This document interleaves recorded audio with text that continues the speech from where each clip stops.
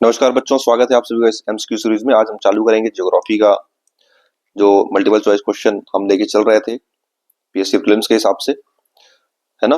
तो सीजी के ज्योग्राफी को हम लोग दोबारा से स्टार्ट कर रहे हैं। ठीक है, इसके पहले के वीडियोस को आपने देखा होगा, समझा होगा, और महत्वपूर्ण क्वेश्चन है सारे के सारे। देखो, सबसे पहला क्वेश्चन है, छत्तीसगढ़ के नाइस चट्टान की खालिस्तान पट्टियां पाई जाती हैं। तो ध्यान रखना है, इसका उत्तर है दो। नीच चट्टान जो है ये ग्रेनाइट चट्टान से बनता है, यहाँ ध्यान रखना। ठीक है, ग्रेनाइट चट्टान के कायंत्रण से, कायंत्रण मतलब क्या होता है, इसका मेटामॉर्फिज्म, है ना। इसके मेटामॉर्फिज्म से जो चट्टान बनती है ना, उसी को बोलते हैं, क्या बोलते हैं हम इसको, नीस। तो उसमें ध्यान रखना, छत्तीसगढ़ में इसकी दो श्रेणियां हैं। पहली पट्टी के अंतर्गत, है ना, जो पहली पट्टी, इसका आंसर फिलहाल दो है। तो पहली पट्टी उत्तर में चिल्फी घाटी, है ना। जो पहली पट्टी है, पहली पट्टी जो है उत्तर में चिल्फी घाटी। उत्तर में कहां पर, चिल्फी घाटी। चिल्फी घाटी कहां पड़ता है, कवर्धा में, चिल्फी। और जो दूसरी पट्टी है, ये दूसरी पट्टी जो है उत्तर पश्चिम और दक्षिण पूर्व की ओर, उत्तर पश्चिम और दक्षिण पूर्व की ओर मिलती है, दक्षिण पूर्व की ओर। तो पहली पट्टी उत्तर में चिल्फी घाटी और दूसरी पट्टी जो है उत्तर पश्चिम तथा दक्षिण पूर्व की ओर आपको यहां पर मिलता है। तो ये हुआ पहला क्वेश्चन। दूसरा, ठीक है ना। अब चलते नेक्स्ट। गोंडवाना शहर समूह छत्तीसगढ़ राज्य के किस भाग में पाया जाता है। गोंडवाना से क्या बनता है, कोयला बनता है। और कोयला छत्तीसगढ़ में कहाँ मिलता है अपने को, ये मिलता है उत्तर में, क्योंकि उत्तर में पूरा का पूरा जो कोरिया से लेकर के, सॉरी, एमसीबी से लेकर के राज्य का ये वाला भाग, राज्य का ये वाला अंचल जो हम बनाते हैं, ये पूरा अंचल, ये पूरा कोयले से भरा पड़ा है। तो ऐसे में इस पूरे हिस्से में हमको कोयला मिलेगा, तो जो कि छत्तीसगढ़ के उत्तर में है, इसलिए गोंडवाना शहर समूह से मिलने वाला कोयला भी कहाँ पर मिलेगा अपने को, उत्तर में। महानदी क्षेत्र में धारवाड़ चट्टान की खालिस्तान सीरीज का विस्तार है। महानदी क्षेत्र में धारवाड़ की जो तीन श्रेणियां मिलती है, पहला है चिल्फी, ठीक है, दूसरा सोना खान और तीसरा है बैलाडीला। ठीक है, तो ये हमको मिल गया तीन श्रेणियां। तो इसमें जो उत्तर मिलेगा इसका चिल्फी सीरीज, और दूसरा क्या मिलेगा, सोना खान सीरीज। ये महानदी क्षेत्र के आसपास मिलती है। खैरागढ़ सीरीज कोई है ही नहीं, इसलिए यहाँ पे आंसर एक और दो होगा। बैलाडीला हमको दक्षिण में मिलता है, तो महानदी क्षेत्र में नहीं आता है वो, इसलिए आंसर क्या होगा, चिल्फी, और दूसरा क्या होगा, सोना खान। नेक्स्ट, आर्कियन चट्टान के ऊपरी भाग में फैरी चट्टान को अपन क्या बोलते हैं। आर्कियन चट्टान के ऊपरी भाग में फैरी चट्टान को हम बोलते हैं, क्या बोलते हैं, धारवाड़। क्योंकि आर्कियन के बाद अगला चट्टान हमको मिलता है, क्या मिलता है अपने को, धारवाड़। चूंकि धारवाड़ जो है, ये धारवाड़ नरम होती है चट्टान किसकी तुलना में, आर्कियन। तो आर्कियन सबसे नीचे, उसके ऊपर क्या रहता है, धारवाड़, उसके ऊपर क्या रहेगा, कडप्पा, उसके ऊपर क्या रहता है, विंध्यन। ऐसा याद रखना है। तो इसका आंसर क्या होगा, ए। छत्तीसगढ़ में गोंडवाना शैल समूह का विस्तार है। बोला ना भी, गोंडवाना हमारे राज्य के ऊपर में ही मिलता है। तो देखते हैं हस्तो नदी, ध्यान रखना ये छत्तीसगढ़ में कोयले के लिए फेमस है, तो यहाँ मिलेगा। दूसरा है मांड नदी घाटी, ये भी कोयला के लिए फेमस है, यहाँ भी मिलेगा। ठीक है, और तीसरा है केलो नदी घाटी। केलो भी कहाँ पड़ता है, रायगढ़ में। जब तीनों कोयला क्षेत्र है, मांड भी हमको सरगुजा मिलता है, सरगुजा से होकर रायगढ़ आता है, तो पूरा क्षेत्र कोयला क्षेत्र है। हसदेव का क्षेत्र भी, मांड का क्षेत्र भी और केलो का, इसलिए आंसर क्या होगा, डी। ठीक है, सब ये जैसे हसदेव की हम बात करें, हसदेव का फ्लो कहाँ पे रहता है, ये पूरा हसदेव। ठीक है, हसदेव नदी, फिर आपका मांड नदी, ये, और तीसरा क्या है, केलो नदी। तीनों कोयला क्षेत्र में आते हैं। ठीक है, हसदेव वाला कोरबा वाले हिस्से में आएगा, कोरबा से कोयला माइन से बहुत फेमस है। मांड जो है रायगढ़ के आसपास आएगा। ठीक है, रायगढ़ सरगुजा से निकल के रायगढ़। और केलो जो है ये रायगढ़ की जीवन रेखा कहलाती है। ठीक, इस प्रकार से इस क्वेश्चन के आंसर होंगे डी। निम्नलिखित कथनों पर पढ़कर विचार करना अपने को। महानदी के दक्षिण भाग में धारवाड़ चट्टान की सोना खान, महानदी के दक्षिण भाग में धारवाड़ चट्टान की सोना खान सीरीज का विस्तार है। ठीक है, ध्यान रखना है, दक्षिण है ना, महानदी के दक्षिण में ही तो धारवाड़ की सोना खान सीरीज है। सोना खान बोलने से बलौदा बाजार, तो बलौदा बाजार कहीं ना कहीं इस पूरे के पूरे, तो यहाँ पर देखो महानदी के दक्षिण भाग में धारवाड़ चट्टान की सोना खान सीरीज है, ध्यान रखना ये स्टेटमेंट करेक्ट है। दूसरा है महानदी के उत्तर भाग में धारवाड़ चट्टान की सोना खान सीरीज का विस्तार है, नहीं, महानदी के दक्षिण में पड़ता है सोना खान, इसलिए आपको ध्यान रखना है कि सोना खान सीरीज जो है धारवाड़ की सीरीज है, तो महानदी ऐसे करके जाएगा तो महानदी के दक्षिण में यहाँ पर आपको सोना खान सीरीज मिलेगी। ठीक। दूसरा, सोना खान सीरीज का नाम एफ.एच. स्मिथ के द्वारा किया गया था, बिल्कुल ये नामकरण किया था 1800, ये जो नामकरण किया गया है 1899 में एफ.एच. स्मिथ के द्वारा ये नामकरण किया गया है। ठीक है, ये भूगर्भ शास्त्री थे। और इसी सोना खान सीरीज में पाई जाने वाली धारवाड़ चट्टान, ठीक है ना, उस धारवाड़ चट्टान में जो चट्टाने हैं वो चट्टाने डाइक रूप में आ रही हैं, इसको याद रखे रहना, डाइक रूप में आ रही हैं और इनका रंग गुलाबी रंग है। कैसा रंग है ये? गुलाबी रंग की चट्टाने हैं, डाइक कलर की चट्टाने हैं, डाइक स्ट्रक्चर है, कलर कैसा है? गुलाबी है। सीरीज कौन सा है? सोना खान है। सोना खान किसका हिस्सा रहेगा? धारवाड़ का। सोना खान किसका हिस्सा रहेगा? धारवाड़ का। और श्रेणी चट्टान का नाम क्या रहेगा? डाइक स्ट्रक्चर है और रंग कैसा रहेगा? गुलाबी। इसलिए पहला और तीसरा आंसर होगा।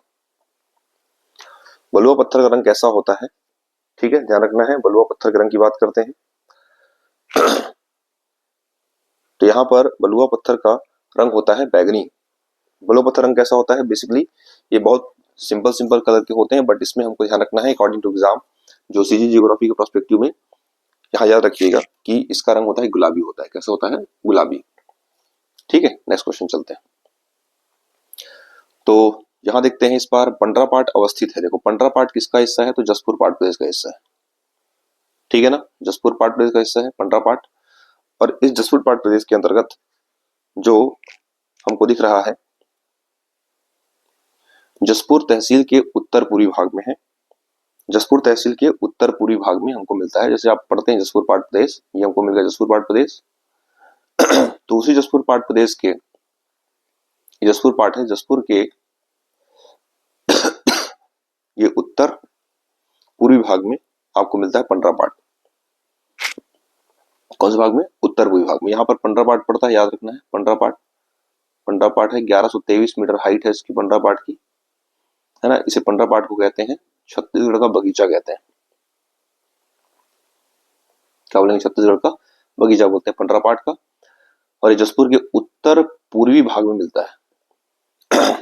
तो आंसर होगा बी। दक्षिण उच्च भूमि किस प्राकृतिक प्रदेश का भाग है ना? दक्षिणी उच्च भूमि ये छत्तीसगढ़ के मैदान का भाग कहलाएगा। क्योंकि देखो जब आप छत्तीसगढ़ का मैदान पढ़ते हैं ना, तो इसका टोटल एरिया पड़ता है 68,064 किलोमीटर। उसी का एक हिस्सा पड़ता है कौन सा? दक्षिण उच्च भूमि। इस बीच वाले हिस्से में आप देखते हैं, तो इस वाले हिस्से में हमको इधर मिलता है दक्षिण उच्च भूमि। यहाँ पर इसी में राजरा की पहाड़ी वगैरह, बालोद वगैरह सब शामिल है। ठीक है, यहाँ पर आपको मिलता है, इसलिए आंसर इसका क्या होगा? ये छत्तीसगढ़ का मैदान। दंडकारण्य पठार का क्षेत्रफल 39,060 किलोमीटर है। सही है। इस पठार का ढलान पश्चिम की ओर है। बिल्कुल सही है, क्योंकि इस पठार में अगर आप देखेंगे मैप, तो कुछ मैप इस प्रकार से दिखाई पड़ता है। ठीक है, तो इसकी दिशा क्या होती है? देखिए, इधर से इधर आता है, क्योंकि इंद्रावती नदी ऐसी जाती है, इंद्रावती नदी आ रही है इधर से, ये पड़ता है पूर्व, इधर क्या पड़ता है? पश्चिम। तो पश्चिम की ओर है। इस पठार का ढलान पहले पश्चिम फिर दक्षिण की ओर होता है। ठीक है ना, तो पहले क्या होगा? ये दक्षिण की ओर होता है, पश्चिम की ओर होता है, फिर यहाँ नीचे ऐसे आता है इस प्रकार से। तो ढलान ऐसा करें, नदी इधर क्यों आ रही है? क्योंकि ढलान इस प्रकार से, तो पश्चिम की ओर। ठीक है, बट पश्चिम फिर कहाँ है? दक्षिण की ओर। ये ज्यादा बेस्ट फिट आंसर है। केवल पश्चिम नहीं है, पश्चिम से कहाँ पड़ता है? पश्चिम से कहाँ आएंगे? दक्षिण की ओर, है ना, क्योंकि गोदावरी ऐसे आती है, तो ये ढलान कारण से आती है, तो इसको याद रखे रहना है। तो दक्षिण, ये कोर डायरेक्शन वाले क्वेश्चन है भैया ना। आप नेचर अगर नहीं समझेंगे प्लेटू का, तो आपसे क्वेश्चन फिर नहीं बनेगा। ठीक है, चलिए आगे चलते हैं। तो इसका पहला और तीसरा आंसर होगा। खालिस्तान को मध्यवर्ती उच्च मैदान की संज्ञा दी जाती है। ठीक है, ध्यान रखना है सरगुजा बेसिन को। कौन से बेसिन को? सरगुजा। सरगुजा बेसिन को हम एक नाम देते हैं, उसे कहते हैं हम लोग हाँ, सरगुजा बेसिन। सरगुजा बेसिन जो है ये मध्यवर्ती उच्च मैदान कहलाता है, लेकिन ध्यान रखना इसमें क्वेश्चन थोड़ा इनकम्प्लीट है। ये पूर्वी बघेलखंड के पठार की बात कर रहे हैं, तो उसके हिसाब से ये मध्यवर्ती उच्च मैदान पूर्वी बघेलखंड का पठार का मध्यवर्ती उच्च मैदान किसको बोलते हैं? सरगुजा बेसिन को। रिहंद बेसिन को बोलते हैं, क्या बोलते हैं हम लोग? सिंगरौली बेसिन। क्या बोलते हैं इसको? सिंगरौली बेसिन बोलते हैं। और ये जो रिहंद बेसिन है ये बलरामपुर जिले के अंतर्गत जिस तहसील में आता है उस तहसील का नाम पड़ता है वाड्राफ नगर। ठीक है। और कन्हार बेसिन जो है ये पड़ता है बलरामपुर जिले के अंतर्गत, एक तहसील पड़ता है उसका नाम पड़ता है रामानुजगंज। ठीक। जैसे ये आप मैप बनाओगे तो मैप में आप देख पाओगे कि ऐसा कुछ आपको दिखाई पड़ेगा।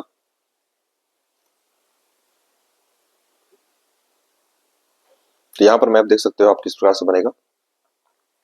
ऐसा ऊपर वाले हिस्से में यहाँ पे सब कुछ बनता है। यहाँ मिलेगा अपने को सरगुजा बेसिन, यहाँ बनता है अपने कन्हार बेसिन, यहाँ बनता है रिहंद बेसिन। ठीक है। और यहाँ बनता है अपने को रायगढ़ बेसिन।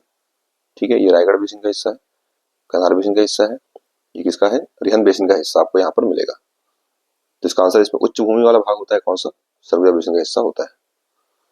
निम्न में से कौन सामरी पाठ का भाग है? एक ही आंसर होगा, लहसुन पाठ, जिसमें कि आपको मिलेगा गौरा लाटा।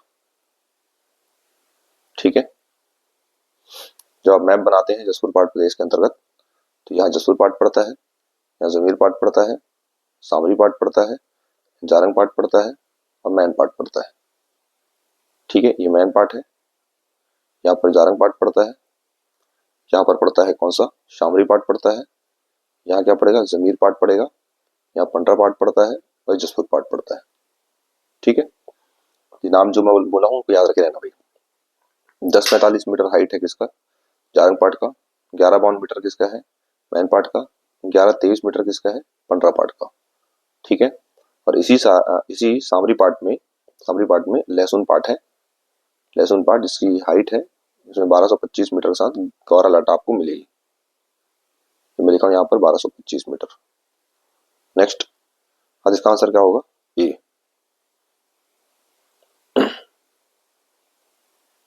सामरी पाठ का भाग बोला ना, केवल इसका आंसर ए होगा ना, ये आंसर नहीं होगा डी। मैनी नदी प्रवाहित होती कहां से भाई? तो ये होती है कहां से? नीच पाठ से। अब नीच पाठ बोलो चाहे नीच घाट बोलो एक ही बात है ना? चलो, नीच घाट को हम बोलते हैं, क्या बोलते हैं? जसपुर पाठ बोलते हैं। जो मैं यहाँ पर बनाया हूँ ना, ये इसी यहीं से निकलती कौन नदी? ईव नदी का उद्गम यहीं से होता है। फिर चलते हैं, कांकेर कोटरी बेसिन किस प्राकृतिक प्रदेश का भाग है? कांकेर कोटरी बेसिन किस प्राकृतिक प्रदेश का भाग है? तो ये हमको मिलता है, किसका होगा? दंडकारण्य का हिस्सा है। किसका है हिस्सा है? दंडकारण्य है ना। तो ये इसमें आएगा क्योंकि कांकेर लिखा है, तो कांकेर कहीं नहीं बस्तर संभाग में, तो बस्तर के दंडकारण्य के पठार में आपको ये शामिल होता हुआ मिलेगा। इस वाले हिस्से में आपको मिलता है ये कोटरी नदी, यहीं पे कांकेर, जिसे बोलते हैं कांकेर कोटरी बेसिन बोलते हैं। ठीक है। दंडकारण्य का हिस्सा। पाठ प्रदेश का क्षेत्रफल कितना है? 6208 किलोमीटर स्क्वायर। 6208 kilometre square. फिर चलते नेक्स्ट, दंडकारण्य पठार की सबसे ऊंचाई अबूझमाड़ में है। बिल्कुल, अबूझमाड़, यहाँ अबूझमाड़ की जो औसत ऊंचाई है 600 से कितना? 800 मीटर के आसपास ऊंचाई आपको मिलेगी। इस अबूझमाड़ को बोलते हैं, चेरापूंजी कहते हैं। बहुत पानी गिरता है यहाँ पर, 187 सेंटीमीटर साथ यहाँ पर वर्षा होती है। दूसरा, यहाँ पहाड़ी नारायणपुर में है। बिल्कुल स्टेटमेंट सही है। ओरछा को अबूझमाड़ का प्रवेश द्वार कहा जाता है, ये भी एकदम सही है। ठीक है। ये तीनों स्टेटमेंट क्या होंगे? सही होंगे।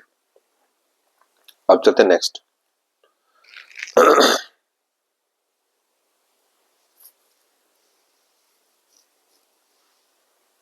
नहीं सॉरी, एक मिनट, ये जो क्वेश्चन यहाँ पर है, दंडकारण्य पठार का सबसे अधिक ऊंचाई, बोल दंडकारण्य पूरे प्लेटू की बात कर रहे हैं ना, सॉरी, इसका सबसे ऊंचा चोटी हमको मिलता है कहाँ पर? ये हमको मिलता है नंदीराज, सॉरी गलत हो गया था यहाँ पर, नंदीराज 12-10 मीटर, ठीक है ना, जो कि पड़ता है कहाँ पर, दंतेवाड़ा में। तो ये पहला स्टेटमेंट गलत होगा, तो ये आपके दूसरा और तीसरा आंसर सही होगा। फिर चलते हैं अगला 17। ये हमको मिलता है कि मुंडा पहाड़ कौन से जिले में है, ठीक है ना। तो क्वेश्चन नंबर 17, तो ध्यान रखना है, मुंडा पहाड़ मोहला मानपुर अम्बागढ़ चौकी, मुंडा मोहला मानपुर अम्बागढ़ चौकी में मुंडा पहाड़, याद रखना, ठीक है। मोहला मानपुर अम्बागढ़ चौकी में मुंडा पहाड़ आपको मिलेगा। चैतुरगढ़ पहाड़ी कोरबा जिले के किस भाग में पड़ता है। ये थोड़ा एकदम से डिफिकल्ट क्वेश्चन आ गए हैं, जो एकदम कोर पढ़ेंगे तब, है ना। कोरबा जिले के कहाँ पड़ता है, ये रटने वाला क्वेश्चन है। तो कोरबा जिले के हमको पश्चिम में मिलता है, कौन सा बोलेंगे तो चैतुरगढ़। चैतुरगढ़ को बोलते हैं हम लोग छत्तीसगढ़ का कश्मीर बोलते हैं। तो ये ऐसा कहीं पूछा जाए, मान लीजिए कि कौन से क्षेत्र में पड़ता है, कौन से डायरेक्शन में, तो कोरबा जिले के पश्चिम में क्या पड़ता है, चैतुरगढ़ पड़ता है ना। ये बुक पढ़ेंगे तो आपको मालूम पड़ेगा, फिलहाल अभी रट लो, अभी समय बुक पढ़ने का नहीं है, क्वेश्चन लगा रहे हैं। कौन जसपुर जिले में स्थित है, ठीक, कोसंगा। कोसंगा पड़ता है अपने, कहां पर पड़ता है, कोरबा, ठीक है। ये एकदम टफ क्वेश्चन में ध्यान रख सुनना। तो बुरजू पड़ता है अपने, कहां पड़ता है, जसपुर, ठीक। पंडरा पाठ कहां पड़ता है, ये भी जसपुर, ठीक है। तो यहां पर कोसंगा, बुरजू जसपुर जिले के अंदर है, जसपुर। करील डोंगर, ये भी जसपुर, ठीक। बुरजू पंडरापाठ, मड़वा पहाड़ सब जसपुर में पड़ता है। ये सब फैक्ट है ना, सारे जसपुर में है, इसलिए आपको दे रहा हूँ। कोसंगा, करील डोंगर, बुरजू पहाड़ी, बंटरापाठ, मड़वा पहाड़ सब कहाँ पड़ते हैं, कहाँ पड़ते हैं, जसपुर जिले में ही स्थित है। तो 19 का आंसर क्या होगा, डी। धोबोताल पर्वत श्रेणी, धोबोताल है, उमरता है, ये सब चीज पर्वत श्रेणी कहाँ पड़ता है अपने को, ठीक है। ये पड़ेगा अपने को एमसीबी पड़ता है, कहाँ पड़ता है, एमसीबी। ये सब एकदम नाइस फैक्ट वगैरह है, इनको रट लो सीधे सीधे, ठीक है। धोबोताल पर्वत श्रेणी कहाँ पड़ता है अपने को, एमसीबी पड़ता है। जितना मैंने नाम लिया है यहाँ पर, कोसंगा, करील डोंगर, बुरजू पंडरापाठ, मड़वा पहाड़ सब कहाँ पड़ेगा, जसपुर। और एक मुंडा पहाड़ बोला था, मोहला मानपुर, है ना। ये एकदम कोर फैक्ट वाले क्वेश्चन है भाई। एक और नया क्वेश्चन आ रहा है, शंकर खोल गुफा किस जिले में स्थित है, शंकर खोल, ठीक है। ध्यान रखना है, इसका आंसर है सी, शंकर खोल कोरबा जिले में स्थित है। शंकर खोल कहाँ पड़ेगा, कोरबा जिले में शंकर खोल है। अभी बोला तो मुंडा पहाड़ कहाँ बताना है, रिवाइज कर लेना है, मोहला मानपुर में, ठीक है। और अभी जो उमरता है, उमरता, धोबोताल, ये सब कहाँ पड़ता है, उमरता है, धोबोताल है, उमरता, ये सब हमको कहाँ मिलता है, एमसीबी में, ठीक है। निम्नलिखित को ध्यान से पढ़िए, देखते हैं। सोनपुर घाटी नारायणपुर जिले में स्थित है, पहला स्टेटमेंट ये राइट है, एकदम से याद रखे रहना। सोनपुर घाटी कहाँ पड़ता है अपने को, नारायणपुर में आपको मिलेगी, ठीक है। और इसी पहाड़ी के उत्तरी सीमावर्ती भाग के शेष भाग को अलग करती है ना, ये भी नारायणपुर जिले में स्थित है। दूसरा, यह घाटी अबूझमाड़ की पहाड़ी के उत्तरी भाग को, है ना, अबूझमाड़ की पहाड़ी को के उत्तरी भाग को शेष भाग से क्या करती है, अलग करती है। तो ये क्वेश्चन नंबर 22 का आंसर क्या है, सी। दोनों स्टेटमेंट करेक्ट है। तो ये अबूझमाड़ की पहाड़ी ऊपर में पड़ता है, फिर यहाँ पर हमको मिलता है सोनपुर की कौन सी घाटी मिलती है, सोनपुर। तो सोनपुर भी अबूझमाड़ पड़ता है, बाकी नीचे जो भाग है इन दोनों को क्या करता है, लगे नारायण, ऊपर में अबूझमाड़ है, अबूझमाड़ है, अबूझमाड़, फिर क्या रहता है, सोनपुर, फिर नीचे क्या रहता है, शेष क्षेत्र, दोनों सही है। फिर चलते हैं, नागार्जुन गुफा महासमुंद में स्थित है, रटने वाला फैक्ट है, स्टेटमेंट सही है। यह गुफा शिशुपाल पर्वत पर स्थित है, ये स्टेटमेंट सही है। यह गुफा सिंधा गुरुआ पहाड़ी पर स्थित है, ये देखना है। तो देखो ये सुने रहना इसको, ये जो शिशुपाल पर्वत में तो नहीं है, शिशुपाल थोड़ा बाउंड्री में पड़ जाता है, 899 मीटर इसकी हाइट है ना, धारी डोंगर करके नाम है, महासमुंद में 899 मीटर। तो सिंगा ध्रुवा की पहाड़ी कहाँ है, ये भी ध्यान रखना, महासमुंद में पड़ता है, और उसी में नागार्जुन की गुफा स्थित है। सिंगा ध्रुवा की पहाड़ी कहाँ पड़ेगा, महासमुंद में, और वहीं पर क्या मिलेगा, नागार्जुन गुफा पड़ता है अपने को, ठीक। ये स्टेटमेंट तो पहला और तीसरा करेक्ट है, मतलब ये आंसर होगा बी, सिंगा ध्रुवा कहाँ पर पड़ेगा, महासमुंद। बस्तर के पठार के किस भाग को तेलिन घाटी कहते हैं, तेलिन घाटी इन केशकाल, ठीक है ना, केशकाल को बोलते हैं, केशकाल में ही पड़ता है तेलिन घाटी, जब मालूम पड़ गई, ठीक है। तो भैया जब मालूम है केशकाल घाटी, तो ये आपको मिल गया यहाँ पर, ये पूरा केशकाल घाटी यहाँ पर पड़ता है। तो ये पूरे बस्तर के इस पठार के कहाँ पड़ता है, उत्तर में, ठीक है ना, तो ये उत्तर में आंसर क्या होगा, ए। पेंड्रा लोनी पठार में स्थित कौन कौन सी चोटियां हैं, इसका कोड बता रहा हूँ। देखो, पेंड्रा लोनी पठार में स्थित है सीपीएल, सी से बनता है, क्या नाम है इसका, नाम है सी से चंदेली पहाड़ है, चंदेली है, पी से पलमा है, पलमा, और एल से है लाफागढ़। चंदेली, पलमा और क्या रहेगा, लाफागढ़। चंदेली 850 के आसपास अप्रोक्सीमेट है, पलमा 1080 के आसपास है, लाफागढ़ 1045 या 1048 के आसपास है। ठीक है ना, तो ये 1048 1045 मीटर की ऊंचाई के साथ साथ है तो लाफागढ़ की चोटी। तो चैतुरगढ़, लाफागढ़, तो पहला और दूसरा बस है। ठीक है, दोनों चोटियां पेंड्रा लोनी के पठार में स्थित है। राज्य में औसत वार्षिक वर्षा कितनी होती है, 1300 से लेकर 1325 मिलीमीटर होती है।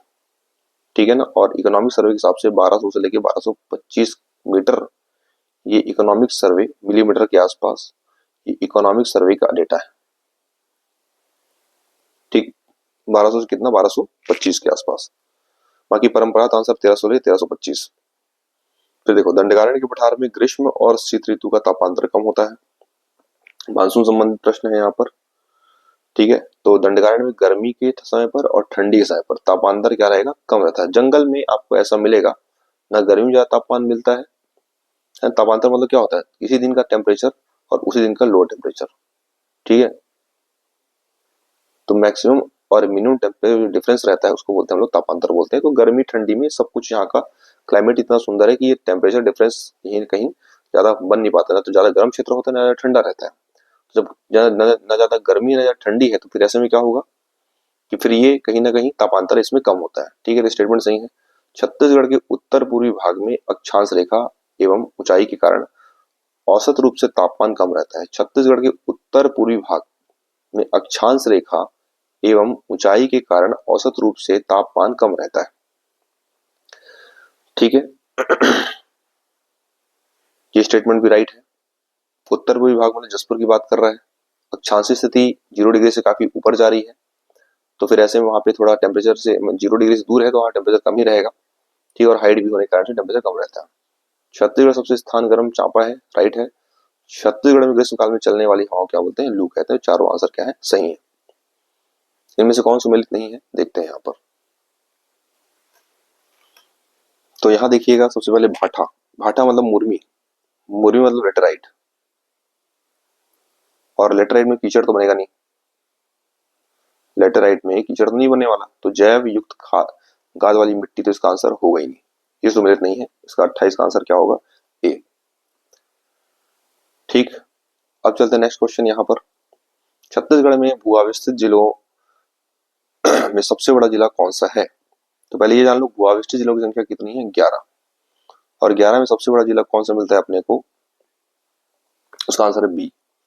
सबसे बड़ा जिला हालांकि कोरबा ही है, और सबसे ज्यादा जिलों से घिरा हुआ जिला भी कौन सा है, कोरबा। और कोरबा को छत्तीसगढ़ के कितने जिले टच करते हैं बताएंगे, 9 जिलों के द्वारा स्पर्श किया जाता है, जबकि बलौदाबाजार दूसरे स्थान पर है, इसको 7 जिले टच करते हैं। बस्तर संभाग का एकमात्र लैंडलॉक्ड कौन सा रहेगा, दंतेवाड़ा। ठीक है, ये हुआ। अब चलते हैं हम लोग यहाँ पर, इसका आंसर क्या होगा, ये कोरबा है। ध्यानपूर्वक पढ़िए और इसमें सही कदम चुनना है अपने को। राज्य के राजकीय चिन्ह। ठीक, तो यहाँ पर ये क्वेश्चन देखो, भू-अवस्थित जिलों में सबसे बड़ा जिला कौन सा है, इसका आंसर क्या होगा, कोरबा। कोरबा को 9 जिले स्पर्श करते हैं और बलौदाबाजार को 7 जिले स्पर्श करते हैं, फिलहाल ये जान लो। और कोरबा जो है दंतेवाड़ा जो है बस्तर संभाग का एकमात्र लैंडलॉक्ड जिला है। ठीक है, फिलहाल भू-अवस्थित जो 11 जिले हमारे पास है, उनमें सबसे बड़ा जिला कौन सा पड़ता है, कोरबा। फिर देखते हैं, छत्तीसगढ़ के राजकीय चिन्ह में अशोक स्तंभ अंकित है क्या, सही, अंकित है। अशोक स्तंभ लाल रंग में है। दूसरा, राज्य के प्रतीक चिन्ह में साल वृक्ष अंकित है क्या, नहीं। छत्तीसगढ़ राज्य का राजकीय वृक्ष साल है, ये स्टेटमेंट सही है, पहला तीसरा सही है। ये तो खैर मान लो एकदम सरल क्वेश्चन हो गया। साल को हम कहते हैं सूर्या रोबस्ता कहते हैं, सूर्या रोबस्ता कहते हैं। ठीक, चलो। फिर तांबड़ा घूमर को हम कहते हैं मयूर घूमर। मयूर घूमर कहते हैं, और ये तांबड़ा घूमर मयूर घूमर है। मयूरा जलप्रपात के नाम से जाना जाता है, और इसे कहते हैं मिनी न्यागरा के नाम से जाना जाता है। ठीक है, और ये बिंता घाटी के पास में है, तो यहाँ पर क्या होगा, बस्तर में है। बिल्कुल बड़ा जलप्रपात नारायणपुर जिले में है, स्टेटमेंट राइट। यह जलप्रपात मलगिर नदी पर है, गलत। तो 32 का केवल होगा आंसर,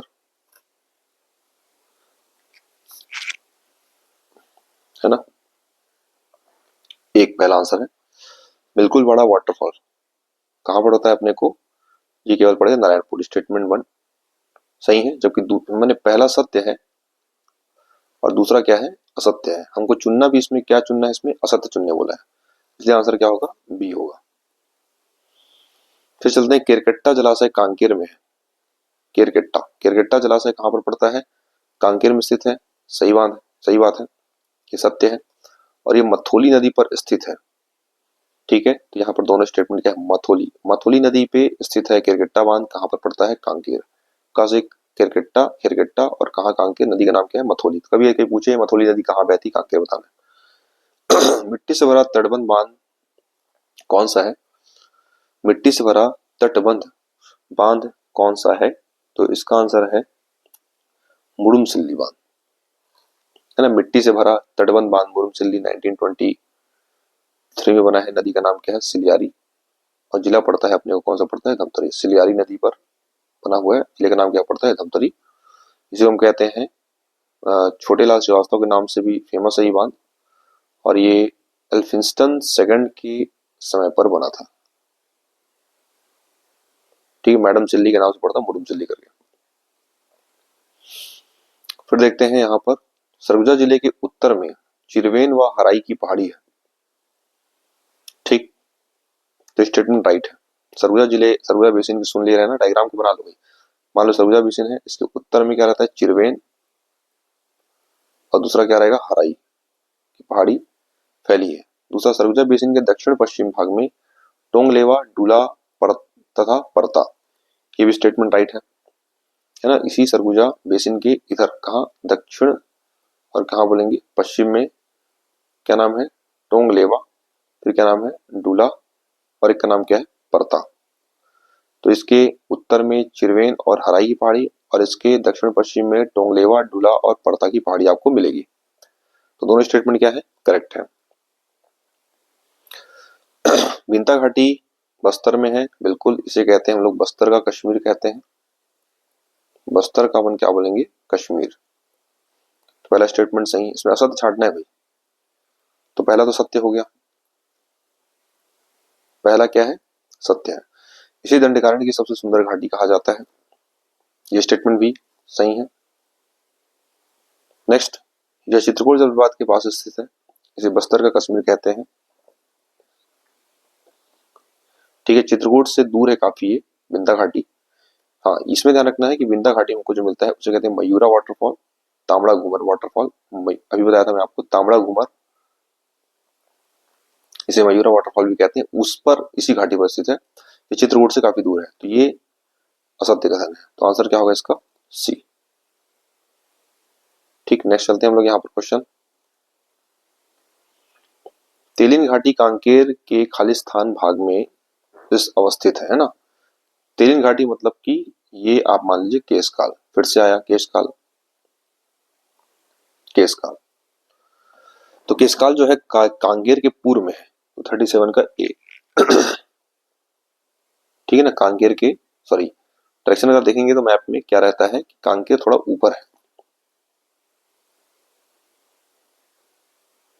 यहाँ कांकेर है, और यहाँ पड़ता है कौन सा, कोंडागांव।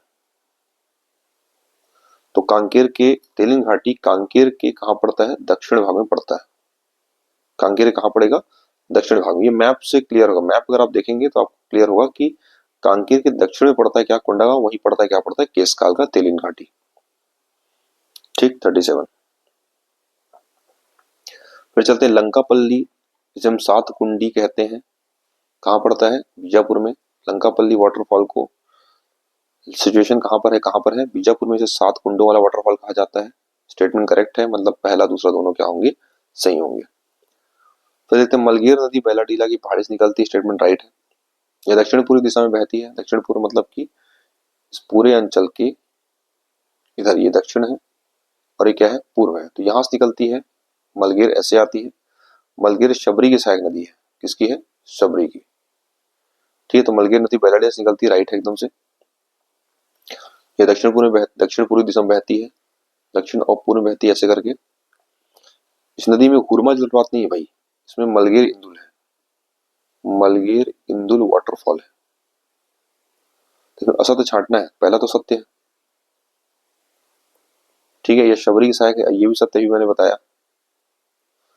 और ये दक्षिण पूर्व दिशा में बहती है, ये भी क्या है, सत्य है। अब बचा आंसर सी। इसका आंसर क्या होगा, सी, जो कि असत्य है। छत्तीसगढ़ कितने भाग में साल वनों का विस्तार है। देखो, मिश्रित वन हमको मिलता है कितना, 43, 53। फिर अपन चलते हैं साल वन की बात करते हैं। साल वन कितना है, तो 40, 56। सागौन कितना रहेगा, तो सागौन रहेगा कितना, तो 9.42%। साल कहाँ है जी, 40, 56। Answer C. छत्तीसगढ़ में सर्वाधिक आरक्षित वन कहाँ है, तो ध्यान रखना ये पड़ता है अपने को कहाँ पर, दंतेवाड़ा। सबसे कम कहाँ पड़ता है अपने को, कोरबा। आरक्षित वन का प्रतिशत कितना है, 43.13%। एक ऐसा फॉरेस्ट जहां पे मानवीय गतिविधियां पूरी तरीके से बैन हो, जहां मानवीय गतिविधियां पूरी क्या हो, बैन हो, उसे क्या कहते हैं हम लोग, आरक्षित वन कहते हैं। That is called reserve forest. और छत्तीसगढ़ में कितना परसेंट है, 43-13% है। सर्वाधिक मात्रा में कहाँ मिलेंगे, दंतेवाड़ा में। कम कहाँ मिलता है अपने को, कोरबा।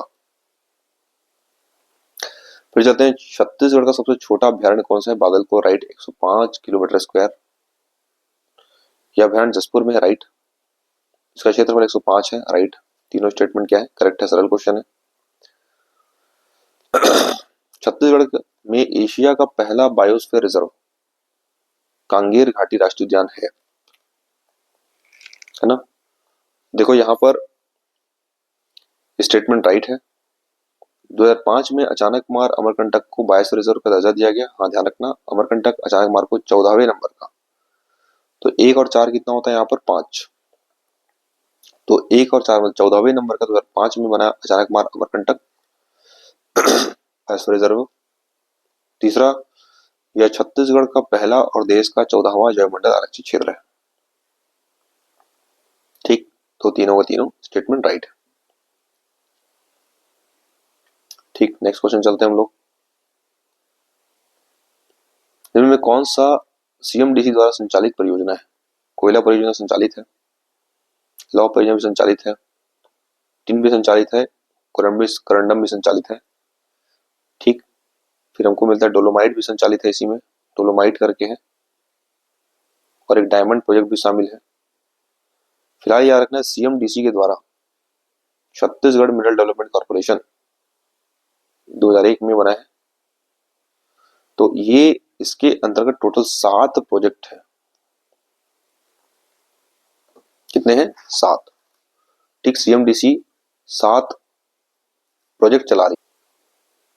तो इसका जो 7 प्रोजेक्ट चला रही है, और 7 जून सन 2001 को सीएमडीसी गठन हुआ है।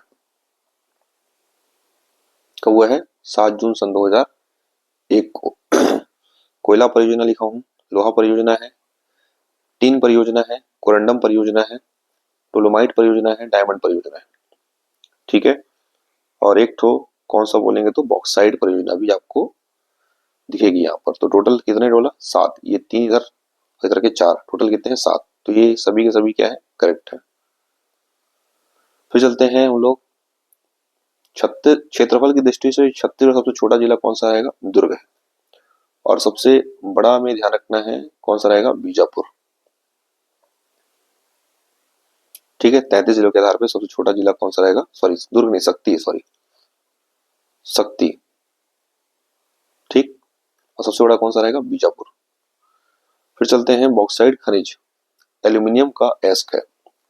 Bauxite Al2O3 into twice H2O इसका फॉर्मूला है, याद रखे रहना। इसमें पानी के दो अणु मिलते हैं जो कि एल्यूमिनियम का एस है, तो स्टेटमेंट पहला सही है। जसपुर पाट प्रदेश बेसिकली फेमस है बॉक्साइड के लिए, ये भी राइट है। तीसरा, बॉक्साइड खनिज दक्कन ट्रैप चट्टान से मिलता है, ये भी क्या है, स्टेटमेंट एकदम राइट है।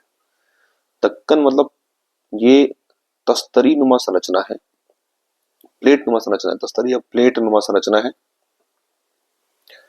और इस संरचना के क्षरण से हमको मिलता है बॉक्साइड मिलता है। क्या मिलता है अपने को, बॉक्साइड। और बॉक्साइड में जसपुर पाट प्रदेश में देखो एक क्षेत्र है, उसे कहते हैं हम लोग जमीर पाट, ठीक है। क्या बोलते हैं इसको, जमीर। जमीर पाट मैं पीछे वाले क्वेश्चन के इसमें से बनाया हूं। इसे कहते हैं बॉक्साइड की राजधानी कहते हैं। क्या बोलते हैं, बॉक्साइड की राजधानी। पूरा दक्कन ट्रैप से बना क्षेत्र है कौन सा, जसपुर पाट प्रदेश, और इसी दक्कन ट्रैप से ही बनता है क्या बनता है, बॉक्साइड। तो तीनों स्टेटमेंट राइट है, मतलब डी आंसर होगा। नवीन उद्योग नीति का समय कब से कब तक होगा, तो 1 नवंबर 2024 से लेकर के 31 मार्च 2030 तक, ठीक है ना। जो नई वाली औद्योगिक नीति है ये 1 नवंबर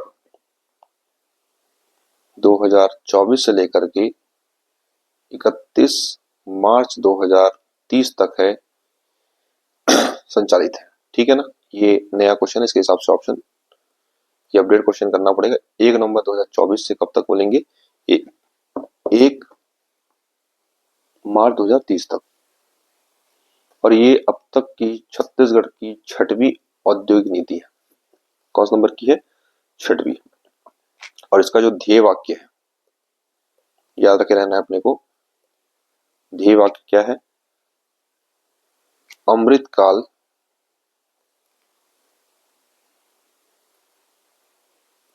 छत्तीसगढ़ विजन @2047, ठीक है। तो ये इसको जाने रहिए आप, 6वें नंबर की है, अब से अब तक चल रही है।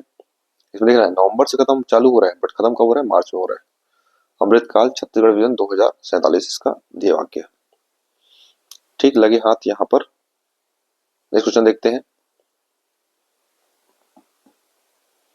छत्तीसगढ़ का एकमात्र केंद्रीय विश्वविद्यालय गुरु घासीदास, राइट।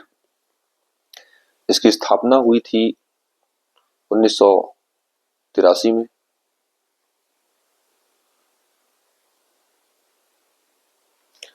तो केंद्रीय विश्वविद्यालय गुरु घासीदास से इसकी स्थापना कब हुई है, तो ध्यान रखना 16 जून 1983 में हुई है, और एक कोनी में है, कोनी बिलासपुर में है, ठीक। और उसके बाद फिर 2009 में इसको हमने केंद्रीय विश्वविद्यालय का दर्जा दिया, और ये A++ ग्रेड प्राप्त करने वाला राज्य का एकमात्र विश्वविद्यालय है, कौन सा, गुरु घासीदास। तो ये दूसरा गलत है क्योंकि यहाँ 81 लिखा हुआ है। पहला स्टेटमेंट सही है और तीसरा सही है, मतलब कि आंसर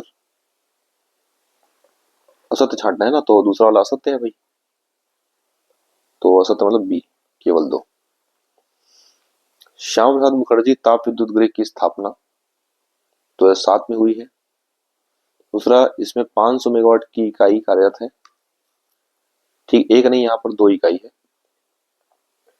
500 मेगावाट की क्षमता कितनी है, 500 मेगावाट के अंदर। देखते हैं स्टेटमेंट कौन कौन सा सही है, ठीक है। तो इसको ध्यान से सुने रहो, स्टेटमेंट को डील कर। तो यहाँ पे एसपीएम की बात करें, एसपीएम की क्षमता है कितनी, 500 मेगावाट।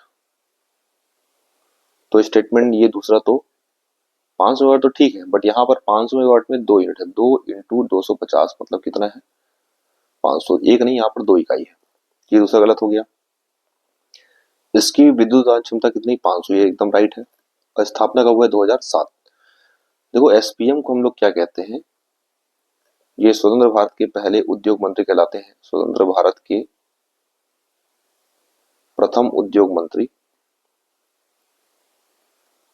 और इसी एसपीएम को हम कहते हैं कोरबा ईस्ट भी कहा जाता है, कोरबा ईस्ट भी कहते हैं। तो ये Korba east extension, Korba east नाम जाना जाता है, एसपीएम कहलाता है। तो यहाँ पहला और तीसरा सही है, मतलब ये होगा। 50 का बी। ठीक, फिर चलते नेक्स्ट क्वेश्चन यहाँ पर अगला 50वां प्रश्न है, माडम सिल्ली जलाशय धमतरी में है, एकदम राइट है, 1923 में बना है, सिजारी में बना है, पहले बना चुका हूँ। ठीक है, यहाँ सिजारी पर बांध है, सही है। पहला साइफन सिस्टम बांध है, सही है। मिट्टी से भरा तटबंध बांध है, ये भी क्या है, सही है। तो यहाँ पर चारों चारों स्टेटमेंट क्या है, सही मिलेंगे। तो ये सारे के सारे 50 प्रश्नों को हमने यहाँ पर डील किया। ठीक, चलो तो आगे हम लोग इसको क्वेश्चन को और देखते हैं। तो अपनी तैयारी कंटिन्यू रखिए आप, आगे हम लोग मिलेंगे बाकी क्वेश्चन के साथ। इन सारे क्वेश्चन का अभ्यास देखिएगा। ठीक, जो सेट यहाँ पर बनाया हूं मैं, सारे क्वेश्चन इंपॉर्टेंट है, और खास करके आज वाले क्वेश्चन तो और इंपॉर्टेंट है, इन सबको आप ध्यान से पढ़िए। Thank you so much. Share this video as much as possible. Wish you all the very best. Good luck.